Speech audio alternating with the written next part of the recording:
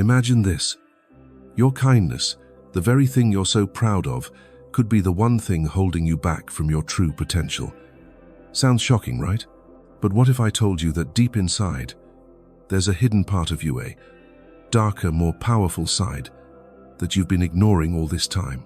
Carl Jung called it the shadow, and it's not your enemy.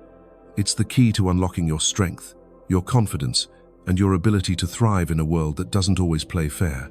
Have you ever felt used because you were too nice, or overlooked despite doing all the right things? If that hits home, you're not alone. In this video, we're diving deep into the dark side of goodness, inspired by Carl Jung's profound wisdom. You'll discover how to face your shadow, embrace your inner power, and become the unstoppable force you were born to be. So, stick around. This journey might just change the way you see yourself forever. Let's start with a hard truth. The kindness you wear like a badge of honor might just be a mask, a carefully crafted image you've built to fit in, to be loved, to be seen as the good person. But what if that mask is hiding something deeper, something you've been taught to push away? Carl Jung, the legendary psychologist, called this hidden part the shadow, the side of you that holds your suppressed desires, your unspoken anger, your secret ambitions. And here's the kicker. Ignoring that shadow doesn't make you stronger. It makes you vulnerable. It makes you a target. Think about it. Have you ever gone out of your way to help someone, only to feel used or overlooked afterward? Have you ever swallowed your true feelings to keep the peace, only to feel a quiet resentment bubbling inside? If you're nodding right now, you're not alone. Most of us have been conditioned to believe that being good means being selfless, always putting others first, always staying polite, always avoiding conflict. But Carl Jung would tell you that this one-sided goodness, this persona, as he called itis, a trap, it's a mask that hides your shadow, and that mask can cost you more than you realize. Let's meet Sarah, a 32-year-old marketing assistant who's the perfect example of this. Sarah was everyone's go-to person at work. Need someone to stay late to finish a project? Sarah's got you. Need a shoulder to cry on? Sarah's there with tissues and a smile. She prided herself on being the nice one, the team player who never said no. But over time, Sarah noticed something. Her colleagues took her for granted. Her boss passed her over for promotions, choosing people who were less qualified but louder about their achievements. Sarah felt invisible, used, and worst of all, she started resenting the very people she was trying to help. But she kept smiling, kept being good, because that's who she thought she was supposed to be. Sound familiar? Sarah's story is so common because society rewards the image of goodness, or so we're told. From childhood, we're taught that being kind, honest, and noble will earn us respect, love, and success. But the real world doesn't work that way. Carl Jung understood this better than most. He believed that the personified face we show to the world is only half the story. The other half, the shadow, contains everything we've buried. Our anger, our ambition, our need for control, even our selfishness. These aren't bad things, they're human things. And when we deny them, we create an imbalance that leaves us open to being manipulated, ignored, or worse, stepped on. Here's why this matters. When you wear the mask of goodness without acknowledging your shadow, you're playing a dangerous game. You're pretending to be someone you're not, and deep down, you know it. That resentment Sarah felt? That was her shadow screaming to be heard. Every time she said yes when she wanted to say no, every time she stayed silent instead of speaking up, her shadow grew stronger, whispering, "You're not being true to yourself." And the longer she ignored it, the more she felt drained, powerless, and stuck. Carl Jung's genius was in showing us that the shadow isn't something to fear, it's a source of power. Your shadow holds the parts of you that society told you to hide. The part that wants to stand up for yourself, the part that craves recognition, the part that's willing to fight for what you deserve. But when you keep that shadow locked away, you're not just hiding from the world, you're hiding from yourself. And that's when you become a target for those who can sense your weakness. Carl Jung would say that the world doesn't reward the good, who deny their shadow it. Rewards those who know how to balance their light and dark. Let's go back to Sarah, One day, after missing yet another promotion, she hit a breaking point. She started asking herself, why am I always the one sacrificing? Why am I so afraid to speak up? That's when she stumbled across Carl Jung's idea of the shadow. She realized her relentless need to be nice was a persona she'd built to avoid conflict and rejection, but buried beneath that persona was her shadow, her ambition, her frustration, her desire to be seen as a leader. So, Sarah decided to experiment. She started saying no to extra work that wasn't her responsibility. She spoke up in meetings, sharing her ideas with confidence instead of staying quiet. At first, it felt uncomfortable, even selfish, but something shifted. Her colleagues started respecting her boundaries. Her boss noticed her contributions. Sarah wasn't less kind. She was just kinder to herself first. This is the first step to unlocking your true power. Recognizing the mask you're wearing. Ask yourself, where am I pretending to be someone I'm not? Where am I saying yes when I want to say no? These questions are tough, but they're the gateway to meeting your shadow. And when you start listening to that shadow, you stop being the person who gets walked over. You start becoming the person who sets the rules. Here's a practical tip to get started. Take 5 minutes today to write down a moment when you felt used or overlooked because you were trying to be good. Maybe it was at work, in a friendship, or even with family. What did you really want to say or do in that moment? That's your shadow talking. Don't judge, just listen. That simple act of awareness is the first step to reclaiming your power. By acknowledging your shadow, you're not betraying your values. You're not becoming a villain. You're becoming whole. Carl Jung believed that true strength comes from embracing all parts of yourself, the light and the dark. So, as we move forward in this video, we're going to dive deeper into how to face your shadow head-on, how to turn your kindness into a superpower, and how to stop being a victim of your own goodness. Stick with us, because this is just the beginning of your transformation. Now that you've started to see the mask of goodness for what it is, let's dive deeper into the heart of this journey, your shadow.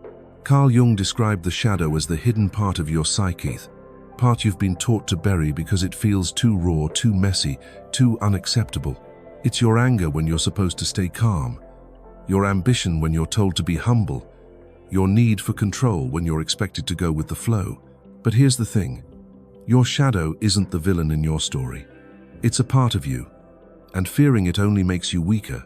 In this chapter, we're going to explore why we're so afraid of our shadow, what happens when we ignore it, and how facing it can set you free. Let's be real for a second.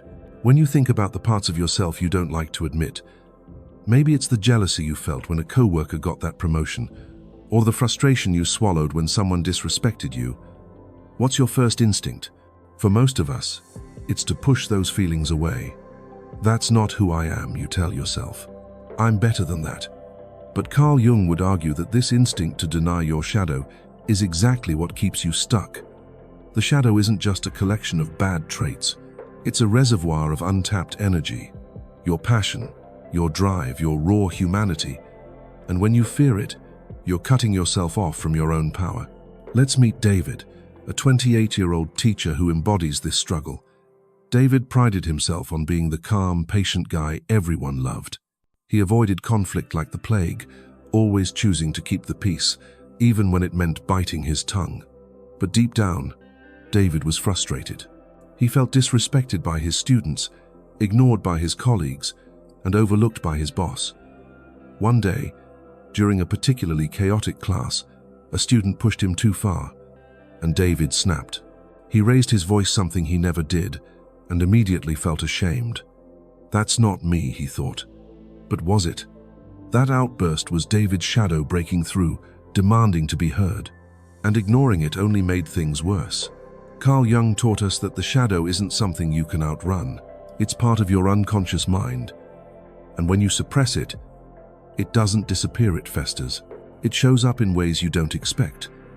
A sudden outburst of anger, a passive, aggressive comment, or even that quiet resentment that eats away at you. Have you ever found yourself snapping at someone you care about for no clear reason, or feeling bitter about a situation, but not knowing why? That's your shadow talking. It's the part of you that's tired of being silenced, tired of being good at the expense of your own needs. So, why do we fear the shadow? For one, we're taught that certain emotions like anger, ambition, or selfishness are wrong. From a young age, society drills into us that being good means being selfless, agreeable, and in control. But Carl Jung saw this as a dangerous illusion. He believed that denying the shadow creates a split in your psyche, a kind of inner civil war. You end up fighting yourself, spending energy to keep those unacceptable parts locked away. And the more you fight, the more power your shadow has over you, because what you resist persists. Let's go back to David. After his outburst, he felt guilty, but he also felt something else: relief. For the first time, he'd let himself express what he was really feeling. That moment was a wake-up call. David started reading about Carl Jung's shadow and realized his need to always be the nice guy was a cage. His shadow, his frustration, his desire to be respected, his need to set boundaries wasn't a flaw. It was a signal that he wasn't living authentically. So, David decided to try something new. He started setting clear boundaries with his students, calmly but firmly. He spoke up when his colleagues dismissed his ideas, and he began journaling about his feelings of anger and frustration instead of burying them. Slowly, he noticed a shift. His students respected him more. His colleagues listened. And most importantly, David felt more in control of his life. Here's the key. Facing your shadow doesn't mean acting on every impulse or becoming someone you're not.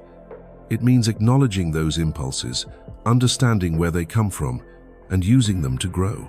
Carl Jung called this process individuation, the journey to becoming a whole, integrated person. When you ignore your shadow, you're only half alive. You're living as the personate mask of goodness, while your true self, with all its complexity, stays locked away. But when you start to listen to your shadow, you tap into a source of strength you didn't know you had. Let's try a quick exercise to make this real for you. Think of a moment when you felt angry, jealous, or frustrated, but pushed those feelings down because they didn't fit your idea of who you should be. Maybe it was a time when you wanted to speak up but stayed silent, or when you felt envious but told yourself it was wrong. Now, grab a piece of paper, or even just think about this and ask yourself, what was I really feeling in that moment? What did I want to do or say? Don't judge the answers, just let them sit. This simple act of noticing your shadow is like shining a light into a dark room. It doesn't mean you have to act on those feelings, but acknowledging them takes away their power to control you unconsciously. Here's another practical tip. Start small. The next time you feel that familiar urge to say yes when you want to say no, pause. Take a deep breath and ask yourself, what does my shadow want to say right now? Maybe it's telling you to set a boundary or to stand up for yourself. Try saying no in a small, low-stakes situation like declining an extra task that's not your responsibility. Notice how it feels. For David, that first no was terrifying, but it was also liberating. It was the first step to reclaiming his voice. By facing your shadow, you're not giving in to darkness, you're embracing your humanity. Carl Jung believed that the shadow holds not just your flaws, but also your untapped potential. Your anger can fuel your courage. Your ambition can drive your success. Your need for control can help you set healthy boundaries. The shadow isn't something to fight, it's something to understand. And as we move into the next chapter, we'll explore how to take this understanding and turn it into action. How to face your shadow head-on and use it to transform your life. Stay with us, because this is where things get really powerful. You've seen the mask of goodness for what it is, and you've started to understand why we fear the shadow. Now, it's time to take the next step, facing your shadow head-on. This isn't about becoming someone you're not or giving in to your darkest impulses. It's about looking at the parts of yourself you've been hiding: your anger, your ambition, your need to be seen, and using them to unlock a kind of power you didn't know you had. Carl Jung called this process individuation, the journey to becoming a whole, authentic person. And in this chapter, we're going to show you how facing your shadow can transform you from someone who gets walked over into someone who commands respect without losing the kindness that makes you, you. Let's start with what it means to face your shadow. Carl Jung believed that the shadow isn't just a collection of flaws, it's a treasure chest of untapped potential. Your shadow holds the energy you've been suppressing, the drive to stand up for yourself, the courage to set boundaries, the hunger to chase your dreams. But facing it requires courage, because it means confronting the parts of yourself you've been taught to reject. It means asking, what am I afraid to admit about myself? What do I really want, even if it feels selfish? These questions aren't easy, but they're the doorway to a more powerful version of you. Let's meet Lisa, a 35-year-old manager who learned this the hard way. Lisa was known as the nice boss at her company. She was supportive, always ready to listen, and never raised her voice. But her team didn't respect her. They missed deadlines, ignored her feedback, and took advantage of her leniency. Lisa felt frustrated but kept it inside, thinking that being nice was the only way to lead. One day, during a team meeting, a colleague publicly dismissed her idea, and something snapped. Instead of staying silent, Lisa spoke up calmly but firmly and called out the behavior. To her surprise, the room went quiet, and her team started listening. That moment was a turning point.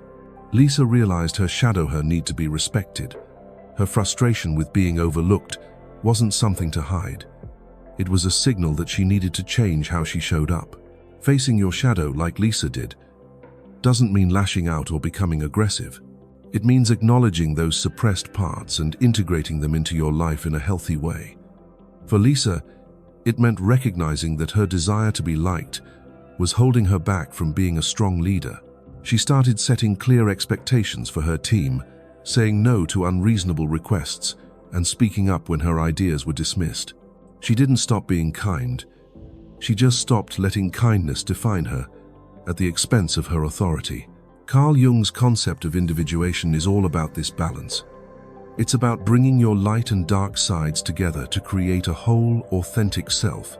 When you ignore your shadow, you're only operating at half strength. You're letting the world dictate who you should be, instead of deciding for yourself. But when you face your shadow, you reclaim your power. You stop apologizing for wanting more. You stop shrinking to make others comfortable, and you start showing up as someone who can't be ignored. So, how do you start facing your shadow?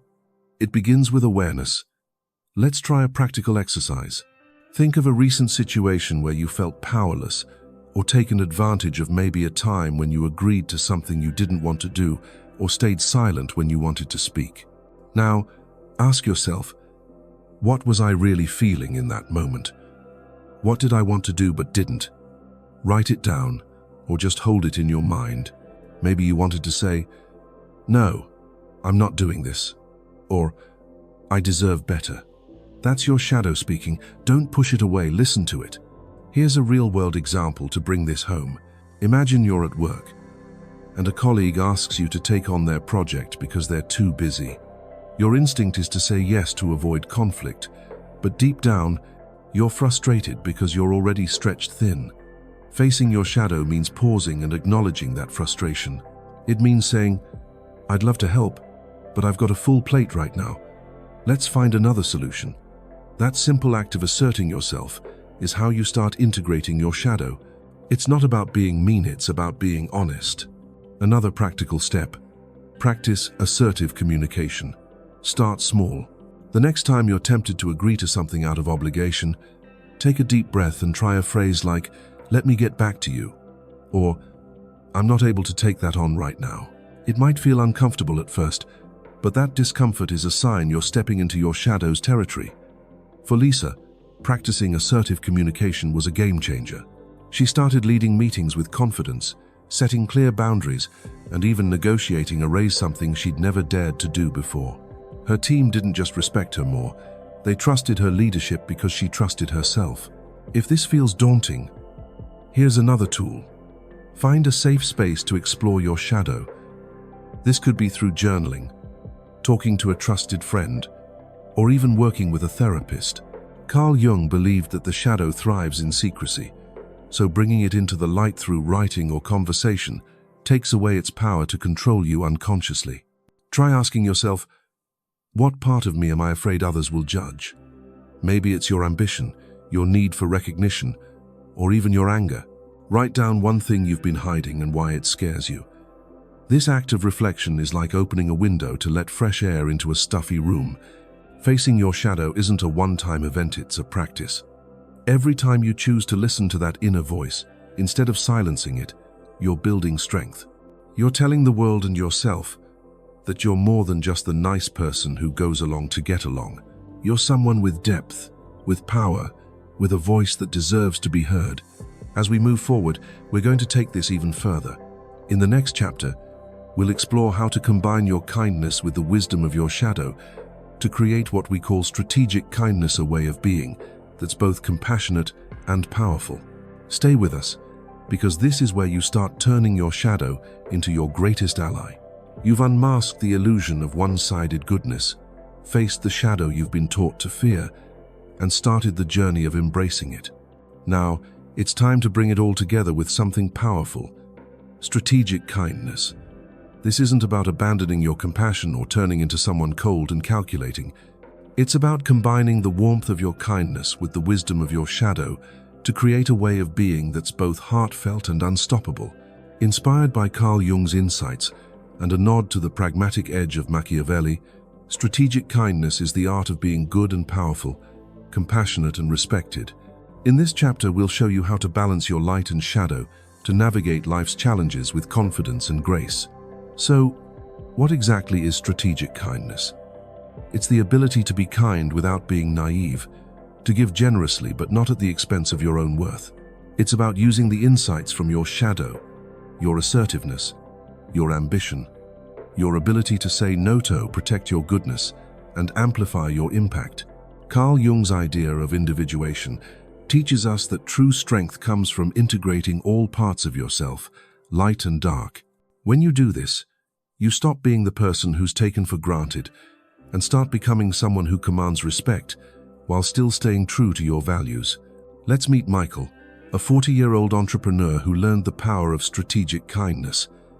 Michael was the kind of guy who'd give you the shirt off his back. In business, he was open, trusting, and always willing to share his ideas with partners. But time and again, he found himself burned. Partners took credit for his work, clients pushed for unreasonable discounts, and he felt drained from constantly overextending himself. Michael thought his generosity was his strength, but it was making him a target. Then, inspired by Carl Jung's teachings, he had an epiphany. His shadow, his desire to be respected, his need to protect his time and energy wasn't a flaw. It was a tool. Michael started practicing strategic kindness. He set firm boundaries with clients, saying no to deals that undervalued his work.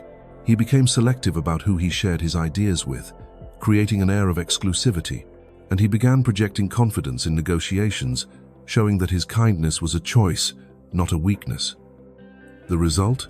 His business thrived, his partners respected him, and he felt more in control than ever without losing the generosity that defined him. Strategic kindness is about balance. It's about knowing when to give and when to hold back, when to trust and when to guard your energy. Carl Jung's shadow work teaches us that the parts we hide, like our need for control or our drive for success, aren't obstacles to kindness. They're allies. By integrating these traits, you can be compassionate without being a doormat, generous without being exploited. Think about it. Have you ever given too much to someone only to realize they didn't value it? Or stayed silent in a situation where you should have spoken up? That's where strategic kindness comes in. It's the difference between being a pushover and being a force to be reckoned with. Let's break this down with some practical steps. First, master the art of saying no with confidence. This doesn't mean being harsh, it means being clear and respectful. For example, if a colleague asks you to take on extra work when you're already stretched thin, try saying, "I appreciate the request, but I'm at capacity right now. Let's find another way to handle this." This simple phrase protects your time while still showing professionalism. Michael used this approach with clients, and it transformed how they saw him from someone they could push around to someone they respected. Second, create strategic distance. This idea, inspired by both Jung and Machiavelli, is about managing how available you are. If you're always accessible, always saying yes, always responding instantly, you become predictable and, frankly, less valuable. Instead, try dosing your presence. Don't always pick up the phone on the first ring. Take time to respond to non-urgent requests. This isn't about playing games. It's about signaling that your time and energy are precious. When Michael stopped being available 24/7, his clients started valuing his input more, and his meetings carried more weight. Third, project confidence through your shadow's strength. Your shadow holds traits like assertiveness and ambition. Use them. Stand tall, maintain eye contact, and speak with conviction. If you're pitching an idea, don't downplay it with phrases like, "I'm not sure," but instead say, "I believe this is the best approach because..." This subtle shift, rooted in the confidence of your shadow, makes people take you seriously. Carl Jung would say this is about integrating your shadow's power into your persona, creating a presence that's both kind and commanding. Let's make this personal. Think of a situation where you felt taken advantage of because you were too giving. Maybe you helped a friend move while neglecting your own priorities, or you stayed late at work to cover for someone else. Now, imagine how you could have handled it with strategic kindness. Could you have said no politely? Could you have set a boundary that protected your energy? Try this exercise. Write down one situation where you gave too much, and script a response that balances kindness with strength. For example, instead of saying, "Sure, I'll help," you might say, "I'd love to support you, but I need to prioritize my own commitments this time." Practice this response out loud. It'll feel more natural the more you do it. If you want to take it further, reflect on your shadow's role in these moments. Ask yourself, what part of me was I suppressing when I said yes? Was it my need to be valued, my fear of conflict, or my desire to be in control?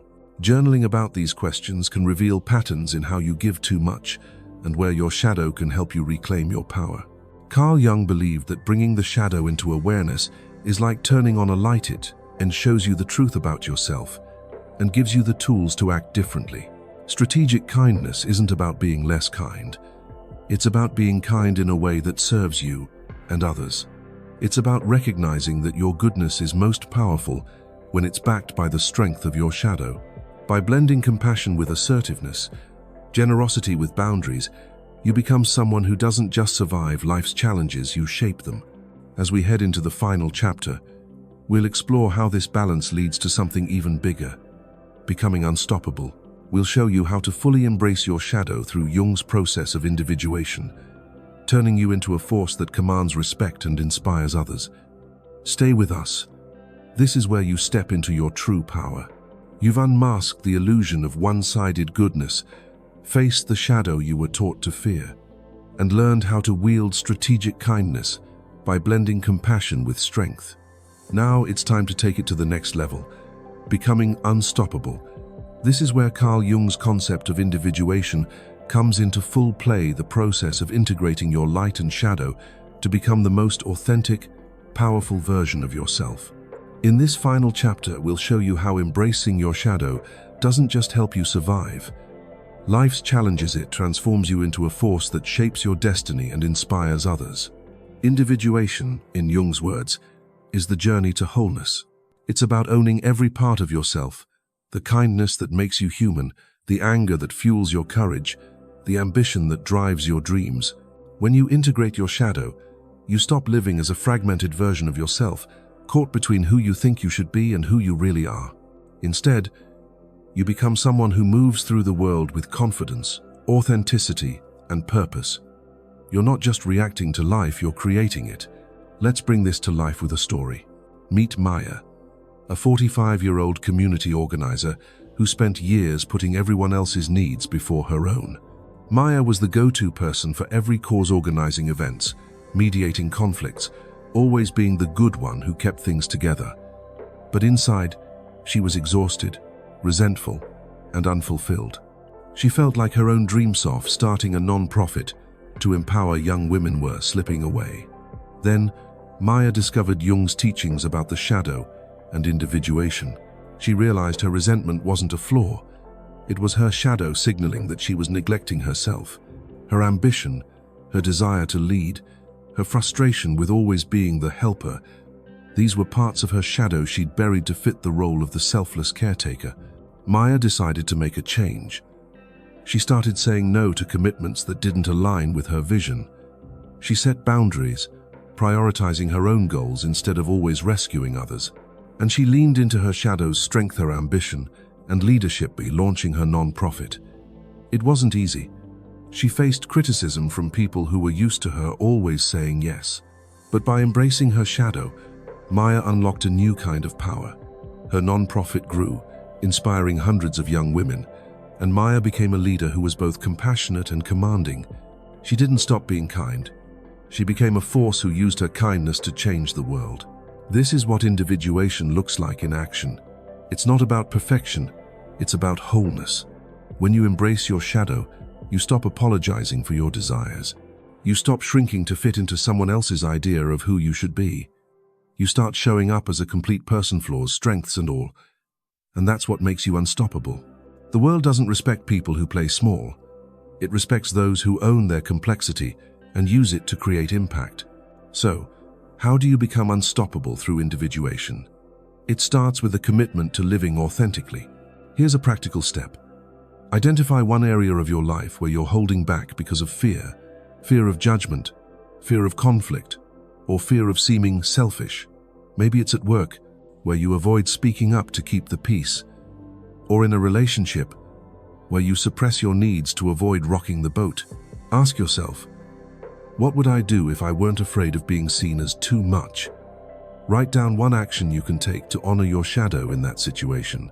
For Maya, it was saying no to a community event to focus on her non-profit. For you, it might be pitching a bold idea at work or having an honest conversation with a friend. Another key step: embrace your ambition. Carl Jung believed that the shadow often holds our deepest desires, the ones we've been taught to feel guilty about. Do you want to lead, to create, to be recognized? Own it. Write down one goal that feels selfish but excites you. Then, break it into small, actionable steps. For example, if you dream of starting a business but feel it's too ambitious, start by researching your market or taking a small course. Each step you take toward your ambition is a step toward individuation, step toward becoming unstoppable. Here's another tool. Practice self-reflection regularly. Carl Jung saw journaling as a powerful way to dialogue with your shadow. Set aside 5 minutes each week to write about a moment when you felt conflicted, maybe a time when you wanted to act boldly but held back. Ask, what was my shadow trying to tell me? How can I honor it next time? This practice builds a bridge between your conscious and unconscious mind, helping you integrate your shadow over time. Maya used journaling to uncover her buried ambition, and it gave her the clarity to pursue her non-profit. Finally, surround yourself with people who support your growth. Individuation is a personal journey, but it's not one you have to take alone. Find a mentor, a friend, or a therapist who encourages you to be your whole self, not just the nice version. These allies can help you navigate the discomfort of embracing your shadow and celebrate your progress. Maya found a mentor who pushed her to prioritize her own vision, and it made all the difference. Becoming unstoppable doesn't mean becoming perfect or invincible. It means showing up as your full self, with all your complexities, and using them to shape your life. It's about saying, I am kind, but I am also strong. I am compassionate, but I won't be taken for granted. I am human, and I am enough. When you live this way, you don't just survive, you thrive. You inspire others to do the same.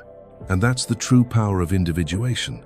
As we wrap up this video, we'll bring it all together with a final call to embrace your shadow and step into your unstoppable self. Stay with us for the conclusion, because this is where you take everything you've learned and make it real. Here we are, at the end of an incredible journey that's taken you from unmasking the illusion of one-sided goodness to embracing the raw, untamed power of your shadow. You've learned that kindness isn't a weakness. It's a superpower when it's backed by the strength and wisdom of your shadow. Carl Jung's gift to us is the truth that true power comes from wholeness, owning every part of yourself, the light and the dark, to become unstoppable. You're not just a good person anymore. You're a foreseer, unique, authentic, and powerful presence who can shape your life and inspire others. So, what's next? This isn't the end, it's the beginning. Take what you've learned and start living it. Say no when it protects your worth. Speak up when your shadow demands to be heard. Chase your ambitions without apology. Every step you take toward integrating your shadow is a step toward becoming the person you were born to be.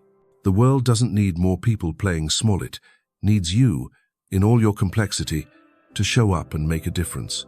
Now, we want to hear from you. What part of your shadow are you ready to embrace? Maybe it's your courage, your ambition, or your voice. Drop it in the comments below. Let's start a conversation that inspires us all. If this video opened your eyes to a new way of seeing yourself, hit that subscribe button and join the Young Psyche Hub community for more life-changing insights. Don't forget to like, share, and ring the bell so you never miss a step on this journey to your true power. Your kindness is a gift, but your shadow is your strength. Embrace them both and become unstoppable. We'll see you in the next video. Until then, keep shining, keep growing, and keep owning every part of who you are.